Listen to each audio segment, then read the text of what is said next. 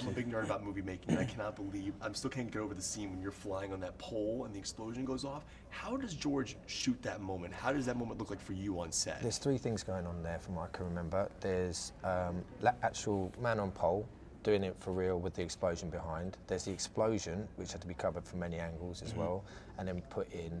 And then there's me on a pole as well, on a rig that moves back and forth between two vehicles, which are stationary, and then a certain, over a car park there was one as well, wasn't there? That's right. And it was all morphed together, but then there's a fight on the pole as well. Right. Which is where we cut off that lad and he rolls underneath the car. So there's a multiple of three different movements. One static, but the other two were on the move, and obviously Jacob being beaten up considerably. So in the movie though, when we actually see the shot of you going like that is you, and then they kind of like added in from the actual explosion shot. That's Tommy, yeah. That's such a sick shot. It's unbelievable. Now I'm a big fan of practical effects. I always have been. I love that Nolan does practical effects. I love that George Miller does practical effects. I'm wondering for you, if you can walk me through the difference of Nolan shooting a practical scene versus Miller and how different the experience is. They're actually quite similar, to be fair. I mean, a practical effect is what it is, my understanding, and you've got to remember I've only done 3 movies like that, so 2 with Chris and 1 with George. George's movies were hyper-extension of anything that I've done with Chris because they were set pieces. But when you're on a practical effect, from, as you described, that's a good way of putting it,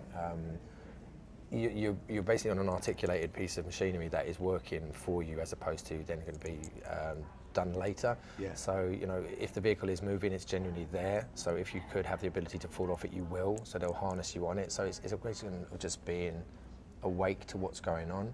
And baby stepping. So, and the other one is just green screen, isn't it? I suppose you stand there and you stare at the wall and you know, you make out that it's happening. You know, it's just practical over imagination, and this one relies purely on the practical. So there's a massive hybrid between the extension of how much speed you can put your talent in and how much duress you can put your talent, in inverted commas, in before you lose your talent under the wheels of a vehicle.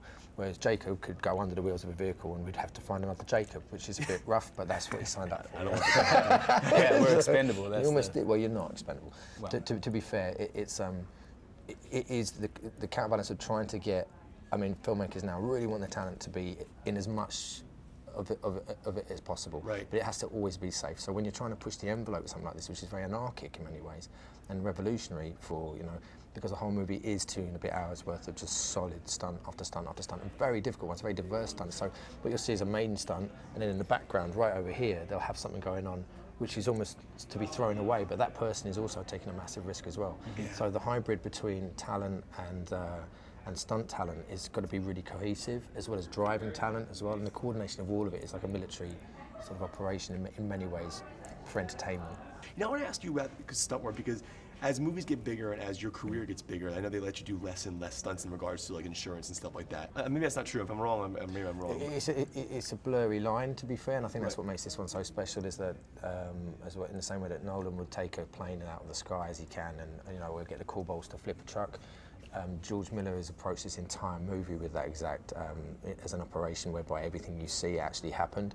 I mean, he CGI'd some skies in, yeah, granted in colours, and he's played with tone, but everything that you see with cars and people involved, there were definitely cars, trucks, lorries, and people involved. Somebody was there doing that, and that's why Jacob's here. Yeah, so my job is to iron. He might not have been here. Yeah, he looked just like him. Something to iron out the kinks of the particular stunt. So we'll rehearse that stunt over and over, and we'll make sure that it's flowing and it's ready for the actor to come in and do it. So our job really is to get the actor to do as much as he can possibly. But then there's certain times that you'll have to take a wreck, or there's certain variables, and there could be some risk or injury. So that's when someone like myself will jump in and do it.